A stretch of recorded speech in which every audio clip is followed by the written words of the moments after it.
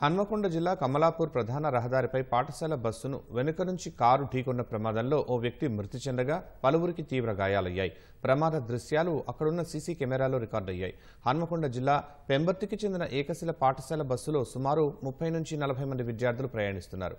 కనూరు మూల మలుపు వద్ద పరకాల నుంచి హుజురాబాద్ వైపు వెళుతున్న కారు బస్సు వెనుక నుంచి ఢీకొట్టడంతో బోల్తా పడింది. అటుగా వెళ్తున్న స్థానికులు బస్సు అద్దాలు పగలగొట్టి విద్యార్థులను బయటకు తీశారు.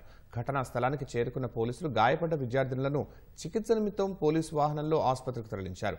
కారులో ఉన్న ముగ్గురిని ఎంజీఎంకు తరలించగా అందులో ఓ వ్యక్తి చికిత్స పొందుతూ మృతి చెందాడు.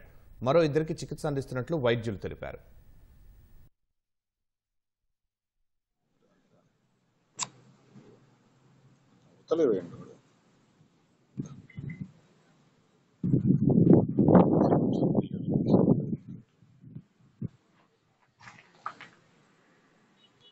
ఇండికేటర్స్ వేసింది కనపడుతుందా మనకి?